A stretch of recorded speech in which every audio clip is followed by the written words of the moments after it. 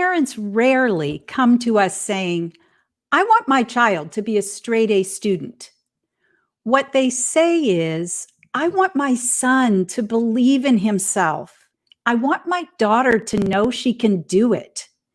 Today, we're talking about raising your child's self-esteem. This is LD Expert Live.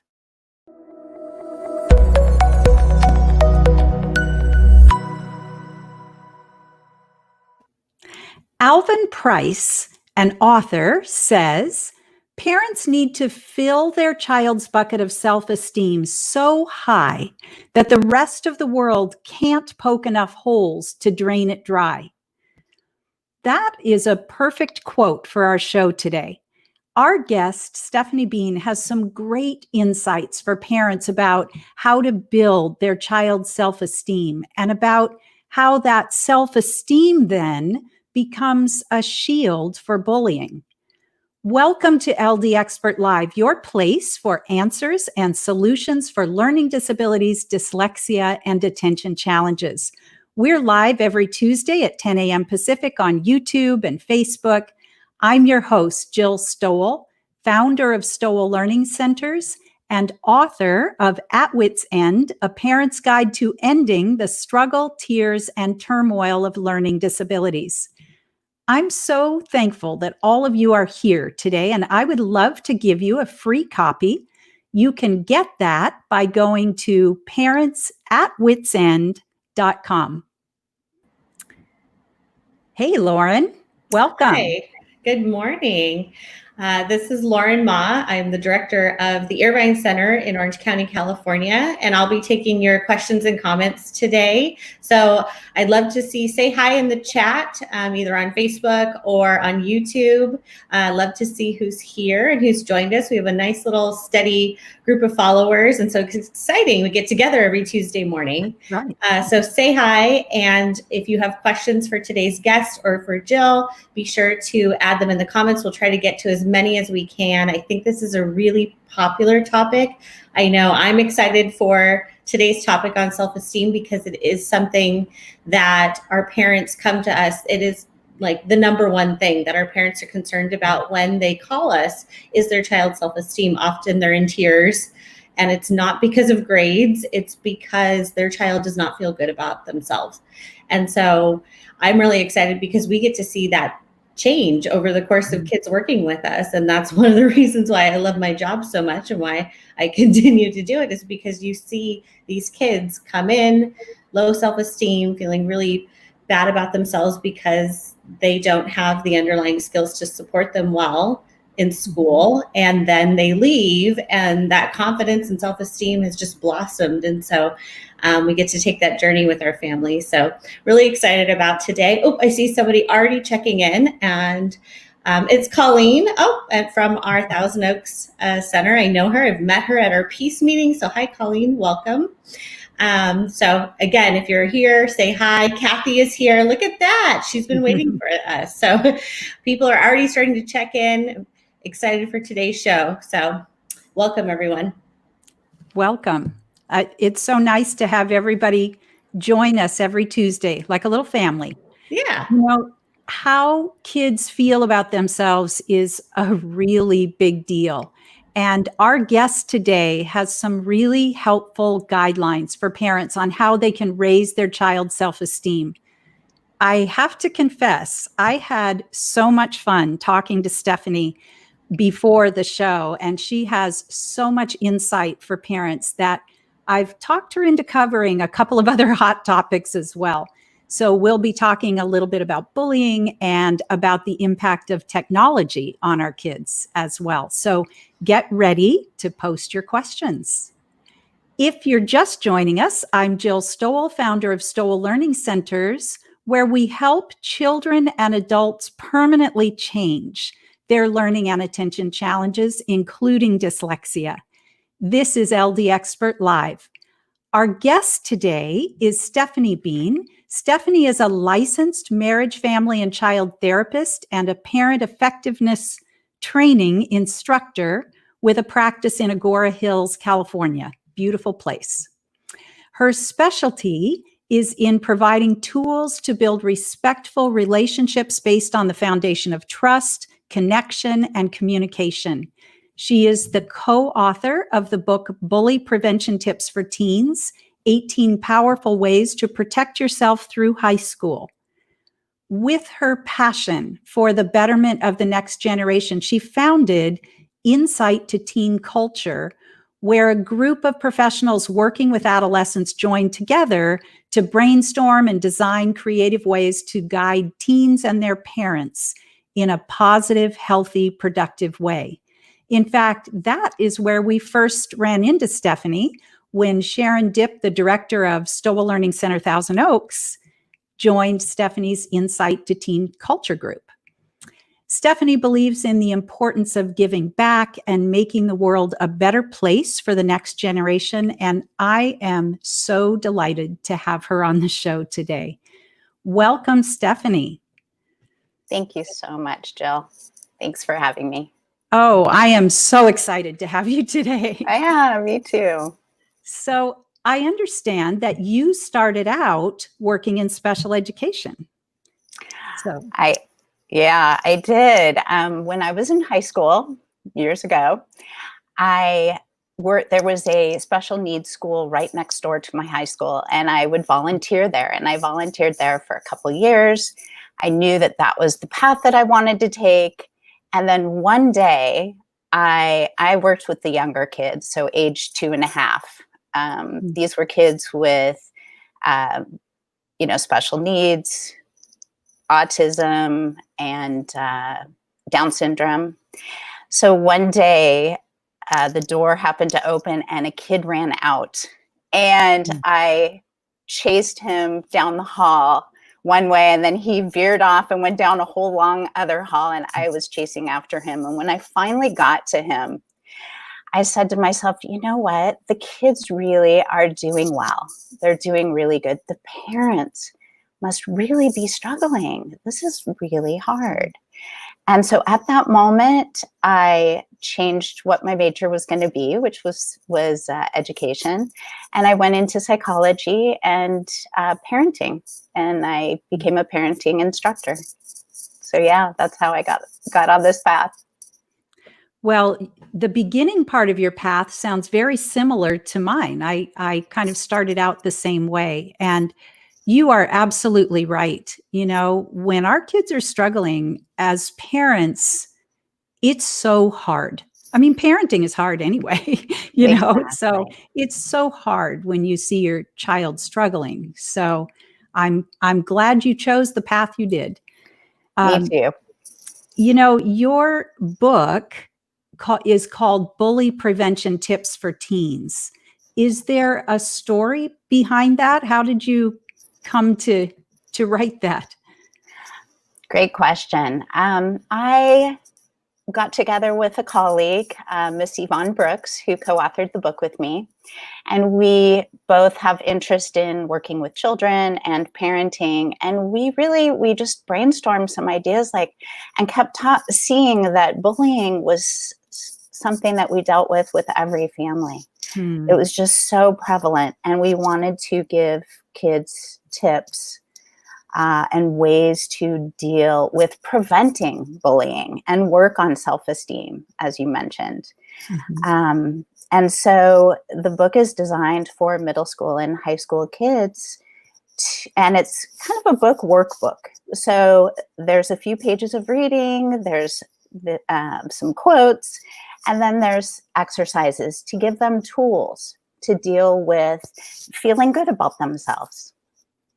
Well, that sounds amazing. Bullying, unfortunately, has always been with us. And I feel like today with social media, man, there's a whole new level to it. So true. In the past, kids would go to school, they may be bullied, but then they would come home and have a respite and, be with their families and rejuvenate for the next day of school. Now they're being bullied 24/7 because it's through social media and it's texting. And yeah, it's really, really a struggle. It's So it kind of follows them home, and then they're on those devices all the time. So, wow. Yeah. Right. It would be hard to be a kid these days, I think. Yes. Yes, absolutely. So I want us to talk about technology and the impact that it has on our kids. Before we do that, are there some key things that you would want parents and teens to understand about bullying? I think really it's about, feeling good about who you are so that when these negative messages come in, you realize, this is not about me. This Mhm. is about the other person. And, it's hard, but I can ignore it. Mhm. Yeah.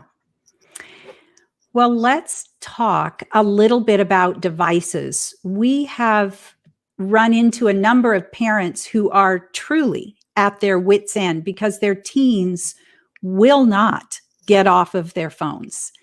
It feels like an addiction. Is it actually an addiction that we're dealing with here? I definitely believe there are addictive factors. Yes, I use the analogy that if I had an alcoholic drink or I had something in my hand as much as I have my phone, I mean, Hmm. that's a problem. I think that we all have some, this attachment to the phone. Some of it is related um, to what our phones are devised to keep us engaged. So Right. we get notifications and, that kind of, leads us into this hole, this deep hole that an hour later you might say, oh my gosh, where did that time go? So yes, I mean, that's one piece of it. The other is, I work with a lot of children, and I remember when I first saw the game Fortnite. That's like a Mhm. very popular game right now. Right. And, I had heard about it, but then when I actually saw it, a kid came into my office and he showed me, it is so fast and so exciting. And it builds up that adrenaline and dopamine. Mm. And yes, I mean, that feels good. So everything else out in the world is kind of boring in comparison. So yeah, I do believe that it has addictive factors. That that totally makes sense, that it's just so quick and so stimulating that my gosh, listening to a lecture, how boring is that, Exactly. Back in 1999, psychologist Jane Healy wrote a book called Endangered Minds. She talked about how television and video games at that time were Hmm.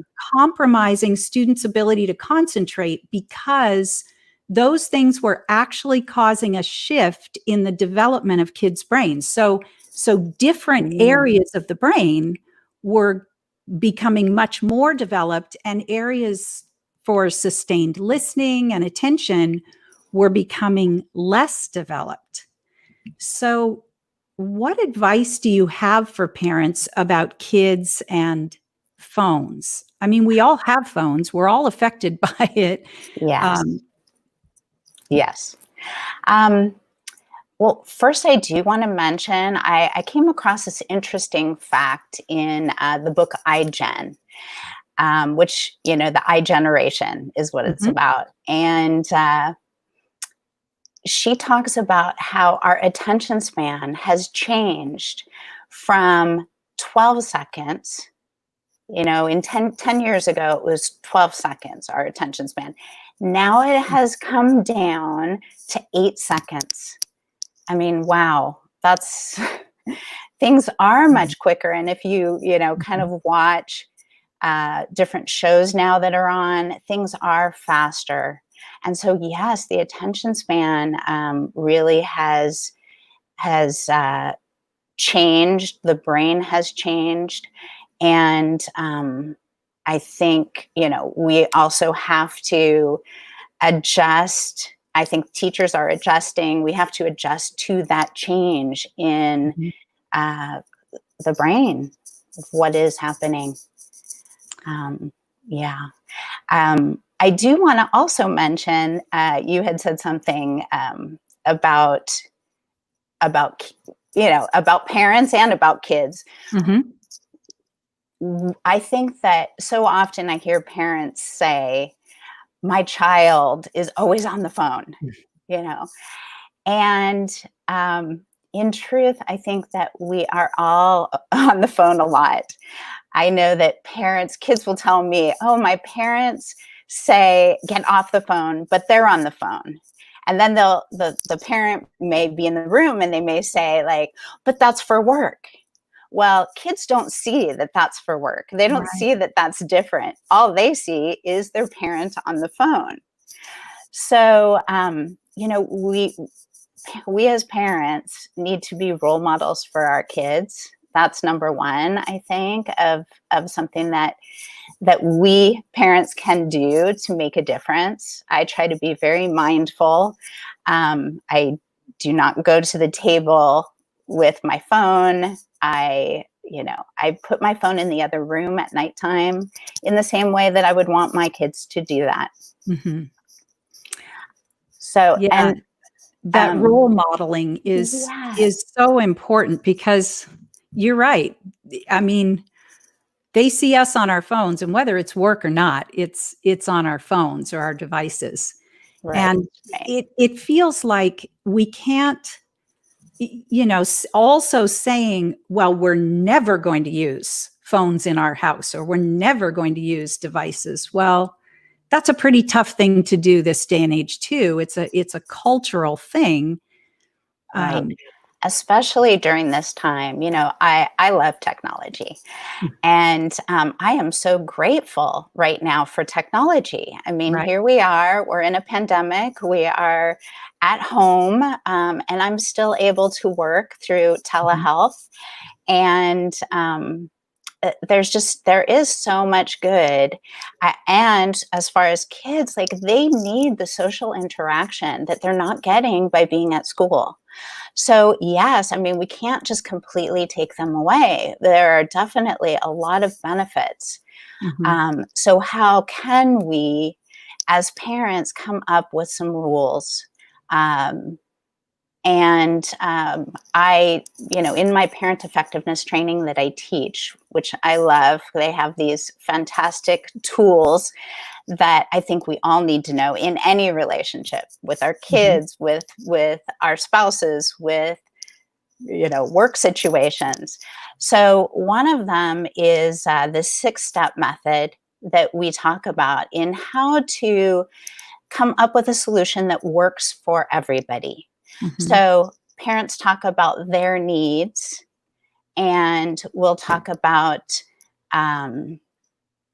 what it is, their concerns about being on technology all the time. The child can talk about their needs. Well, we want to stay connected. We want to see what's going on in social media. It's the only way that we can talk to our friends. So we do step 1, which is defining the need. And then together as a family, brainstorming solutions. So I literally take out a pad of paper and a pen, and I have families, including my own family, we write down some ideas. Now, at this stage, everything goes. So, they may say, just have no rules. Okay, I write down no rules. Then they may say, okay, how about you don't have your phone, and that we both don't have our phones at the same time. Okay, that's an idea. And we go through, I like to come up with 5 or 6 different ideas. And then we go through evaluating. It's step 3, evaluating solutions. So we can talk about, okay, well, having your phone all the time, that's not going to work for me because that doesn't meet my need. So we need to cross that out. So I would cross out that one. Then we would continue. Child may not like one that we pick, or they might not think, oh, that won't work, having hours of no phone. Maybe we can come up with an idea that, we have different blocks of time.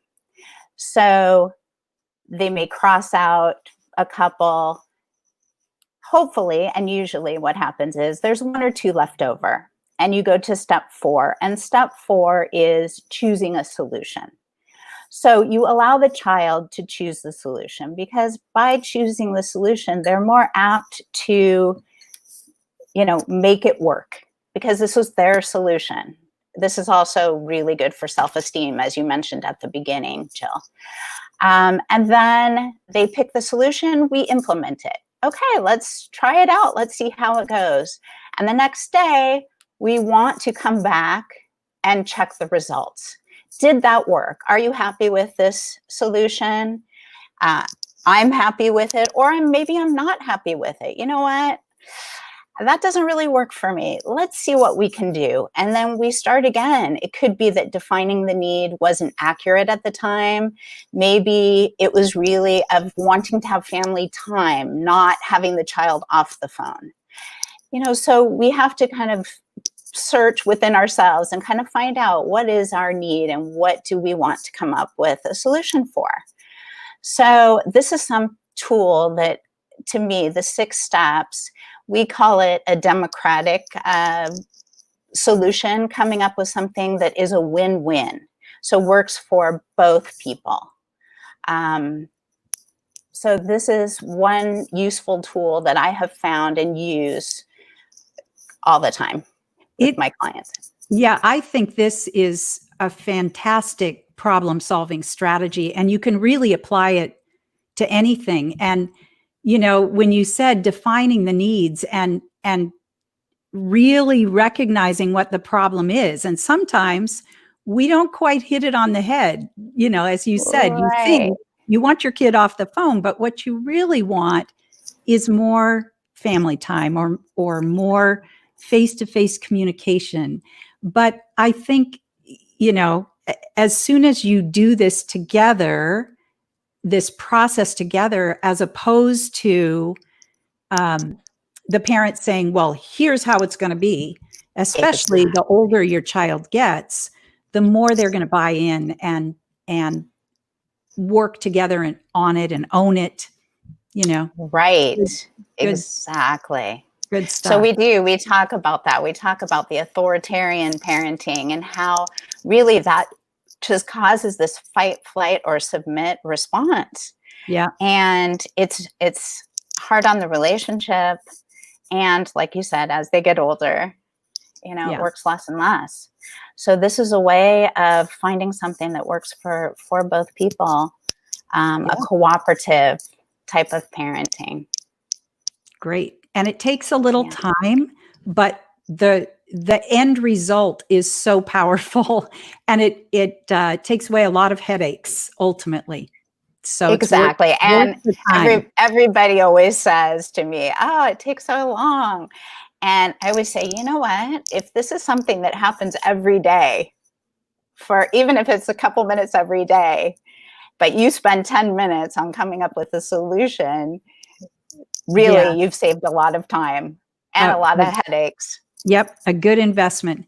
So before I want to go check in with the chat in a minute, but before we do that, thinking about devices with everybody home right now, and much less to do than kids usually have during the summer, I think a lot of times parents are still trying to work. They maybe use devices to keep their kids busy and out of their hair. So, that's a problem that we need to to get some balance on. And the other piece is just, as you said, kids' primary way of socialization happened at school or at summer camp or something like that. And without having those things right now, what suggestion do you have for families to help their kids get the socialization that they need? Right. It's so true. Most of the kids that I am working with, as a matter of fact, I just saw a child yesterday, and she said, I stay in bed until like noon because really I don't have a reason to get out of bed. Mhm. And Mm. so one thing that when they're older kids, I talk to them about it, is finding some things that they're interested in doing. I really feel like we have gone back a little and come up with some older ways, like playing board games. Yeah. And going outside and doing some activities, basketball, shooting hoops. Yeah. And it's really important to have like hobbies. I know one of the big things that I saw was like, that's one of the top games on Amazon was this rock tumbler. And I thought, oh my gosh, I had that when I was a child. I did too. That we have to be, this is a great time to be creative, Mhm. and come up with things, think of what kind of hobby you've always wanted to learn and spend some time doing that, and connecting with friends and finding ways. Like, I have a group of friends, we play mahjong together, and we have our day that we play, and it's all online. And so Yeah. it's social distancing. So the kids need that. And that was something that, I don't want parents to just take away technology. I mean, we have, like I have mentioned, technology is amazing, and there's a lot of good. It's just a matter of having some boundaries and having some balance in our life. Right. So doing other things. And using it intentionally, that is, the more intentional we can be about things, I think the more balance we end up having. But I loved your suggestions. You made me think of my own childhood and remembering back to the summers, I played board games with my siblings sitting out there in the garage, or we would make up games and run around just our yard and our neighbor's yard. I mean, we weren't on the go all the time the way kids were before this lockdown. And so some of those old standards, are good replacements. Yes, exactly. Well, let's check in with Lauren to see who has joined us in the chat. Yes, this is great. I mean, this is a lot of really great information. I know it really resonates with a lot of our families. I've been asked a lot of these questions about bullying and self-esteem, and definitely about devices, especially right now. I think it resonates with a lot of parents. So if you do have questions, parents, about your child's device use and you want to ask them, include them in the chat. We got some questions emailed to us and submitted on our posts earlier this week. And so one of them, you kind of already addressed this, Stephanie, but a parent said that they, just because of this crisis, their 12-year-old daughter was, constantly online and using social media, and the kids were just so mean. It was becoming a very negative, toxic situation with social media, and especially, I would say, probably more so with a 12-year-old age, just being kind of that immature.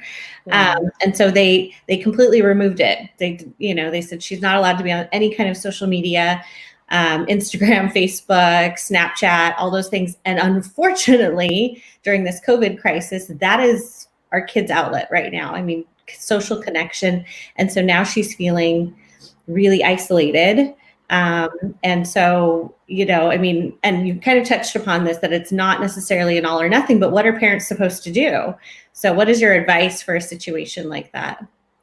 It's a great question. And isolation is just, I think something that we're really facing today. As a matter of fact, I heard a statistic that the mental health hotline is getting 25% more calls than they did prior to the pandemic. So, we all need community, and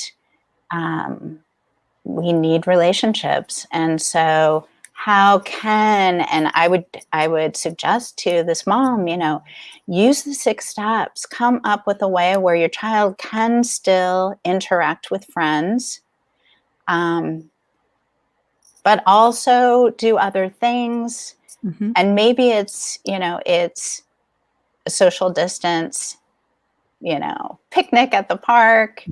So having a balance of both.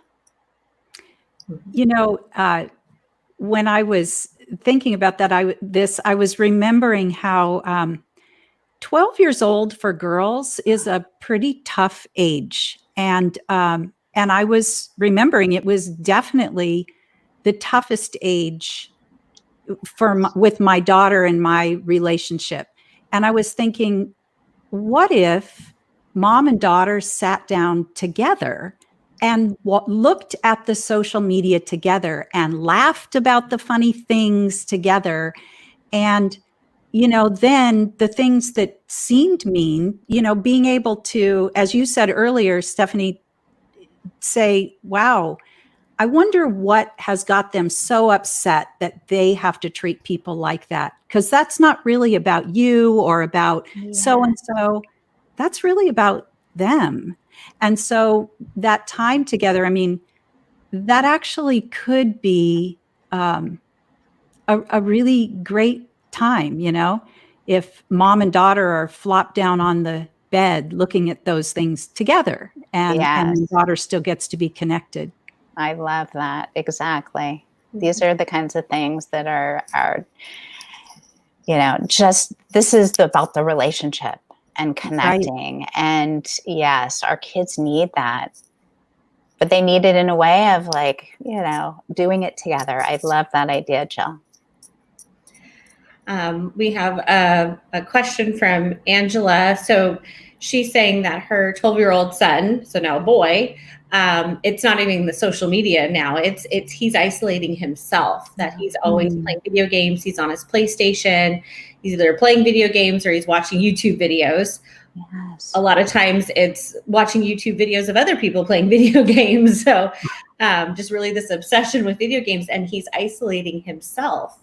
And I've definitely heard that during this crisis, as kids, maybe they didn't have the best social skills to begin with, and then this crisis kind of even threw that more into loop, and they are more comfortable just self-isolating and being so removed from the outside world. What advice do you have for parents that are experiencing that with their kids right now? Great question. And yes, I see this all the time. So first of all, the isolation, this is what causes depression. And we really need to help kids with this. There's a lack right now of social emotional learning, first of all. So not understanding their own feelings. And so, of course, it's easier to then just get lost in technology and not feel what's going on. But really, there's a lot of stuff going on underneath. So parents can learn some tools of helping kids. This is all part of parent effectiveness training, which there is a book called P.E.T. by Dr. Thomas Gordon. And it talks about active listening and helping your child to understand what their feelings are. So that's one piece. And then just having some kinds of boundaries around technology, and doing it in a way of collaborating and talking about, brainstorming ideas and talking about how can we work this out so you can still, have fun, but also find something else to do. One thing I've spoken to parents about is like, now would be a great time to brainstorm. I did this with a child just, I believe it was yesterday, is like, what are some things that you've wanted to learn? And so I did the 6 steps with the child. And she said, well, I want to build. I think I want to be an architect. So we just, that was one thing on the list. Then, well, draw. I've never learned how to draw before. I'd like to do that. So we came up with all these ideas and then kind of structured that into her day. Like, how can you teach yourself how to draw? Or there's so many YouTube videos. So you could still watch the YouTube video, but be doing something on your own. That is really great. I think sometimes we will say to kids, you need to do something else. You can't be on your phone all day long. You got to go do something else. But really just facilitating that by having that little discussion. What is something you always wanted to do? I've always wanted, even coming at it from, boy, I always wish I could learn this. How about you, and bring that out. And then that gives them something to look up on YouTube, to plan. Oh, what materials do I need for that? And so it actually is very engaging. That's a great idea. Yeah. Right. We have, similarly, so we have a parent, Claire she has multiple questions. So I'm going to try to summarize as best as possible. She says she has an only child. I hear you. I'm working on solving that problem right now. But I also have an only child for the next 2 weeks. They live in a remote area. And she's just having difficulty getting him to have the motivation to groom himself and do things on his own. She's asking for help. They're struggling with motivating him to read books, hobbies.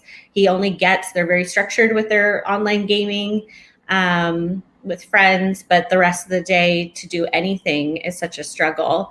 And he won't engage unless they really force him, even though they do set boundaries and as a family do shut down at 5 p.m. Parents work, but they turn off devices or keyboards down and try to really engage, but he's still really struggling with motivation. And this is something we're hearing a lot. This is, not just teens, this is, the rest of the country in general, when we are isolated and stuck to our devices and don't feel like there is something to look forward to. What advice do you have for Claire? Yes, this is hard. This is really hard that kids aren't motivated, to do things because they're so used to being structured, right? They have their dance lessons and they have their music lessons and soccer and, they're 3 months ago or 3.5 months ago, their life was different. Right. Everything was planned out for them. So this is a really challenging time. And it's a time where parents can sit down and have a conversation and talk about, because the kids don't want to be unmotivated. It doesn't feel good. They really don't. And that's what kids tell me in our sessions. They call themselves lazy, which, we have to be so careful not to have them feel like there's something wrong with them. Like I talk about, I have that problem too. We really do. And have to have some structure in our lives. So this is something parents can help their kids with, is having that structure, but having them be a part of making the structure. So, well, what time do you want to do that? And chores also are a great thing. And so often kids in the past haven't had time to do chores, but I find this a great way to build their self-esteem, to know that they can do it, to be a part of the family and help. And so chores is a way that I have found kids can really be engaged and, learn some structure of, okay, these things need to get done by this time. And then you mentioned about having things to look forward to. We really need, and that's so hard during this time because sometimes we don't know what's next week's going to look like, right? So, but having some kind of thing to look forward to, just on Sundays, a new routine my family has is we take a picnic dinner and we take a hike, and we have the picnic dinner on the hike. And so that's something that we all look forward to. That's our time to connect and be in nature and do something different. So that has been, a great tool that has been helpful for our family. That's a great idea. That sounds so fun. Yeah, it was so fun, and it has been. Yeah. As we start these discussions with our kids, I think we have to start by connecting with where they are. We talk about with little kids, toddlers, we talk about using toddlerese. So if you've got a child that is having a meltdown, well, if you come in and you got to connect with where they are. No, I don't want to do this. We might have to connect with them. I know, I don't want to do this either. But and then we gradually move them, but we got to start where they are. And I think with our kids now, I think we have to recognize, man, this has got to be tough on you. It's tough on me, but for you not getting to see your friends, I think we have to start with where they are and then definitely be the parent and move them, but, and the other thing that came to mind was, exercise. Devices are addictive because they make you feel good, and it keeps, stimulating the brain with those, with the dopamine and those feel good neurotransmitters. Well, exercise does that as well. And we're getting, you're right, kids were engaged in all these sports and things that kept them really busy, and they aren't as much now. So, but there are tons of 30-day exercise challenges online on YouTube. Yes, right. So we started doing a 30-day yoga challenge, and now it's been up to like 90 days that and so maybe, your kid has to find, I'm sure there are challenges for kids, a 30-day exercise challenge or something that would be cool to them. And they do it every day. And it's probably only 15 to 30 minutes, but it gets them moving, which actually stimulates the brain, in a similar way that makes you feel good and heightens motivation. So absolutely. And I do. Yeah. I talk with the older kids about the importance of, a lot of kids these days are either really depressed or anxious. The older kids, it's tough. And that this is a great tool, exercise, because it does stimulate that dopamine and make them feel good. It's a matter of getting motivated to do that. And again, it's going back to that, having a little bit of structure in the home, for them, but for them to come up with it, because it is hard to get motivated to do one of those. But yes, like you learn using technology for the good, finding some, classes. My daughter's teaching herself piano, through online. Yeah. So, so finding some kind of exercise program is great. I love that. Great. And we just have, this is kind of a shout out and a thank you, and I'll try to summarize really quickly. This is Deborah Anafarian. We know her from OC Chad. So ADHD support and awareness group for parents and for individuals with ADHD, for kids with ADHD.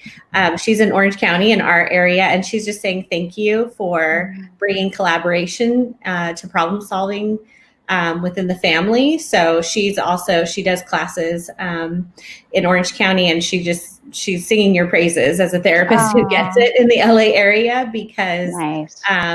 Getting families to be able to get beyond behaviors, to really solve problems without just kind of being authoritarian and this is my way or the highway, and just because that can damage the parent-child relationship. So she's really just singing your praises for having that problem-solving method and working with families on that. It is really needed, especially for families that have children with learning issues or ADHD, things like that. Yes. Or teenagers or kids. Humans in general, right now. So thank you. We will check in a little bit. I mean, I know there's a lot of discussion because this does relate to a lot of our families. So I'll check in just a little bit. I know, Stephanie, you have a lot more to share, so I want to make sure we get to that. So again, parents, if you have questions or comments, continue to add them to the chat, and we'll try to get to as many as we can today. Thank you. Thanks, Sounds Lauren. Good. Thank you.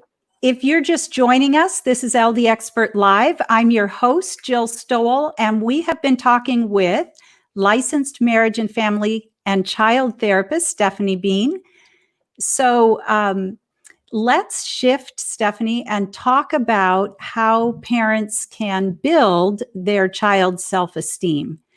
It doesn't really matter how old your kids are. If they aren't feeling good about themselves, your heart hurts too. But as parents, we sometimes inadvertently say things that negatively affect our child's self-esteem. And I know we talked about 12 roadblocks that parents need to be aware of. And I would love for you to share that with our audience today. Sure, I'd be happy to. Again, this is from Parent Effectiveness Training, which is something there are teachers all over the world. So there are teachers in Orange County. Right now we're doing more book group. So there's the book P.E.T. by Dr. Thomas Gordon. And there are now book clubs online. So I've been running those and they've been awesome. But yes, there are things that we can do, and there are things we can do, and there are things that we need to pay attention to and stop ourselves from doing. And those are called the roadblocks, the 12 roadblocks. So there are things, I call them the parent things to say. There's something that we think as parents we're supposed to do. We're supposed to help our child. We're supposed to fix it for them.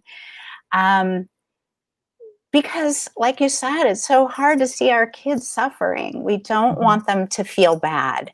So we might, like number 4, give advice. Well, this is what you can do so that you're not having a hard time. Or praising, oh, but you're doing such a good job. Well, your child's coming to you and they're telling you, and this is when, by the way, your child is having a problem. When they come to you and they're either expressing that they're having a problem, or you can kind of pick up on the cues and clues that they're giving. They're upset about something. So they may say, I'm upset because my friend didn't text me back. And we as parents sometimes will just go right into how can I solve it for them? But what happens is the message that we give to our child is, you can't do it. I don't trust you in taking care of this. And it hurts their self-esteem. And we also, are taking away the opportunity for allowing them to learn how to solve these problems by us taking over and solving these problems for them by either, ordering them. Well, you better get outside and do exercise, Well, again, that's the authoritarian approach. And our kids, it hurts their self-esteem. They feel like, well, I don't want to, and it's the fight flight. So kids will either fight back, I'm not going to do that, or they'll subtly fight back, and maybe they'll do it the one day begrudgingly, but it hurts the relationship. So we talk about paying attention to these 12 roadblocks, things that we need to be aware of, that we might be doing without even knowing, and do something. We call them the helping skills. So using the helping skills instead. And those helping skills are attending. So that's eye contact, silence, which I always say, silence is a good one to use when you might do a roadblock. This is how we ourselves can stop ourselves from doing a roadblock. So just saying nothing, allowing the space. I remember when my daughter was a young teenager, 12-ish, or 13, I sometimes literally had to bite my tongue so that I would not say the wrong thing. Right. Because we feel badly. We want to help them to feel better. That's like, we feel like that's our job. But really, our job, I feel, is to help them, become independent, responsible, empathetic people. Right. And this is how we can do it. And so the last helping skill, and one of them that we teach, is called active listening. So it's repeating back what you hear your child saying in your own words. Sometimes it's guessing, what they might be feeling. And we always do put in, I try to put in the feeling word. As a therapist, like I said, kids are not aware of what they're feeling. Sometimes we adults aren't. And so to really help identify feelings, so to use the feelings in our active listening response. So it sounds like you're feeling really frustrated or sad right now. I hear you. Now, it's possible that we get it wrong, and that's okay. A lot of times parents will say, well, I don't want to tell my child what they're feeling. What if I'm putting something in their mind that they weren't feeling before? It doesn't work that way. Kids will let you know, no, that's not it. I was feeling jealous because, they were talking and leaving me out. So you were feeling really left out. So this is something, and I'm telling you, about this, and it sounds so easy, but it really isn't. I always tell parents, it's like if you were going to learn Japanese, you wouldn't just read a book and speak Japanese.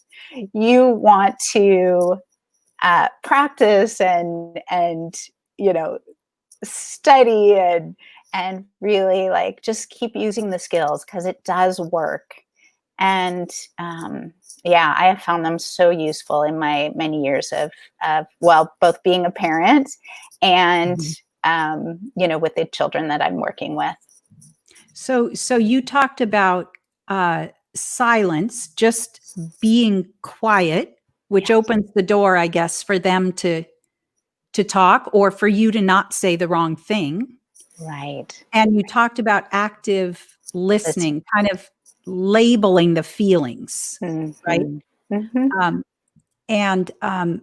Are there, we do tend to want to say, oh, but you're so good at that, you can, or, the praise and some of the things that you talked about. Are there other tools that we could use?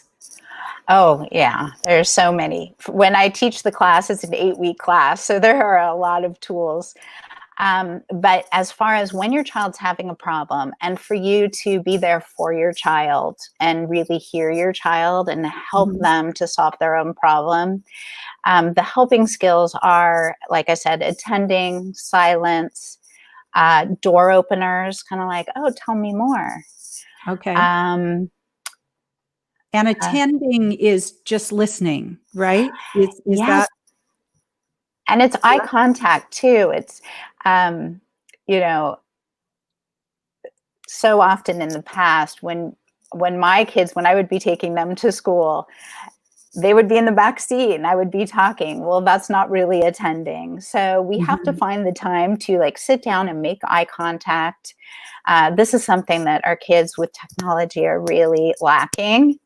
You know, they're, even when they get together, they're looking at their phones and they're sitting side by side showing each other their phones rather than making eye contact and working on these social skills that are really lacking and you know, are related to technology, you know. And so in some ways, you know, there are so many negative things about the pandemic, but in some ways, putting families together at home with some time, you know, allows us to be a little more intentional about some of these things. We're not running everywhere all the time. And so, you know, even if, you know, if you think, okay, I'm just going to practice. You said you got to practice these things. So today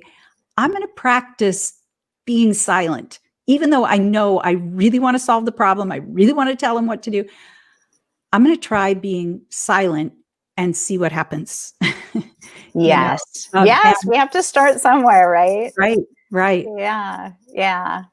Yeah. So yes. And really, you know, thinking about how our child's going to feel. Like, we all want to be heard. So how is our child going to feel if we are just really there listening, really present? Yeah. Yeah. And ultimately, I think parents want their kids to feel safe and heard and comfortable and capable of solving their own problems. And so we kind of have to be there as a support, but allow them to do that or participate together to do that, as opposed to telling them. Right. And And so, you know, it's unintentional. I know that oh, as a parent, you know, right. we just want to help. We do. Yeah. But the more our kids feel like they are capable of coming up with solutions and solving problems, the more confident and the better self-esteem they have, the more resilience. And so, you know, then that kind of goes back to that bullying issue. The less likely they are to be bullied, or at least be able to put it aside a little bit easier. So, Right. Exactly. well, I want to check back in with Lauren before we close out today. This is such powerful stuff here. Thank you, Absolutely. Stephanie. Yeah, thank you. We have a question specifically for Stephanie from Claire, just asking if you work with other people in other states other than California. We get this question all the time. Kind of the beauty of technology is that we're no longer tied to our immediate areas. So do you see clients in other states, Stephanie? Well, I do. I can teach all over. As far as therapy sessions, I only am working in the state of California, but I'm happy to make referrals elsewhere for those people outside. And, you know, right now I have a support group for working moms going on, which all of this is on my website. I have, like I said, the book group that's coming up. Tell us a little bit about that, because that would be something that anybody could participate in, no matter where they are, right? Yes. Okay. Exactly. So yes, I have a book group. I'm doing it in 6 weeks. And is it parent effectiveness training? Yes, it is. It's the parent effectiveness training book. People read a few chapters. We get together, we discuss it. I have them, you know, think about some questions, you know, like roadblocks, for example. Like, what are your favorite roadblocks? Because we all have our favorites that we use. And how can you, you know, what's your goal for the week?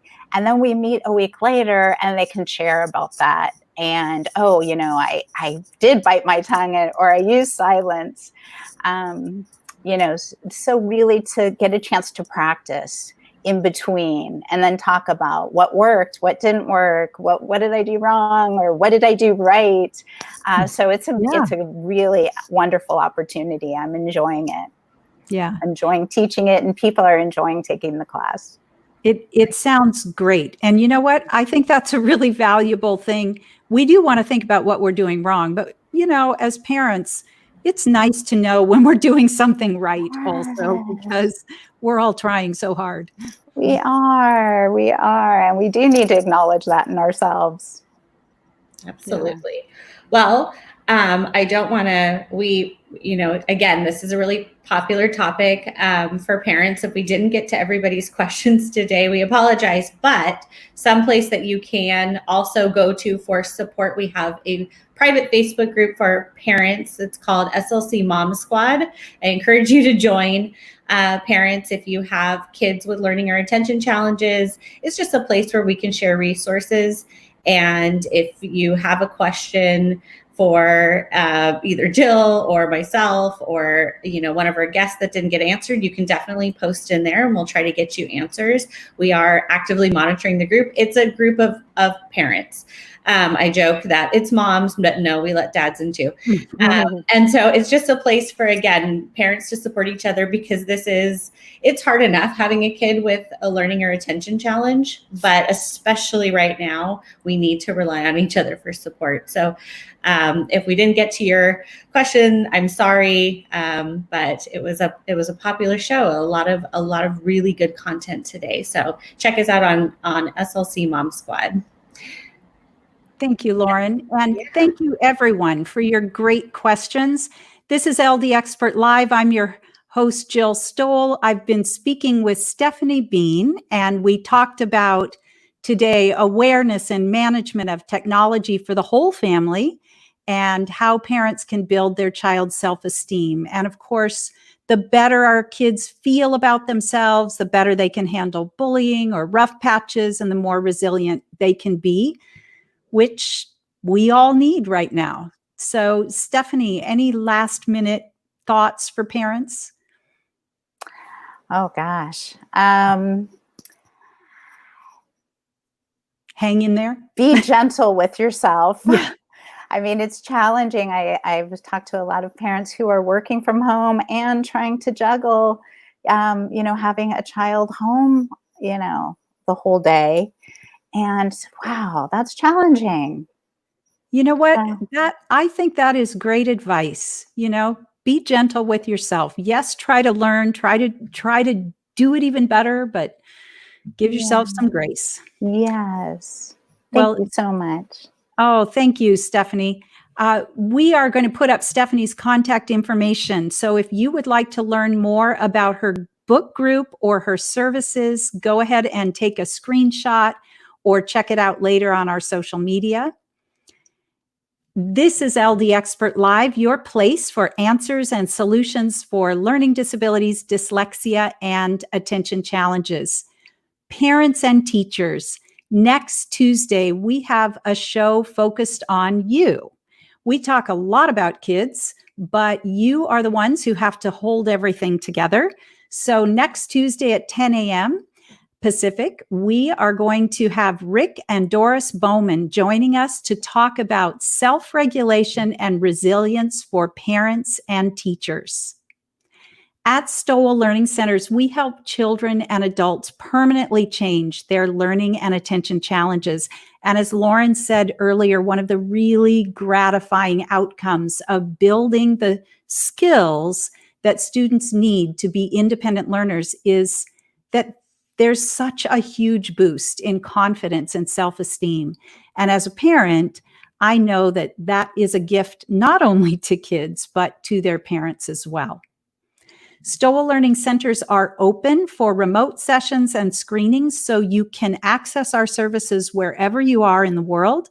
We are also open for on-site students in all of our centers with all the COVID precautions. If you would like to speak with someone about your child, we would love to speak with you. So give us a call or visit our website at stowellcenter.com. Thank you again, Stephanie. This was amazing. And thank you to all of you who are so faithfully joining us and participating and sharing. We'll see you next Tuesday.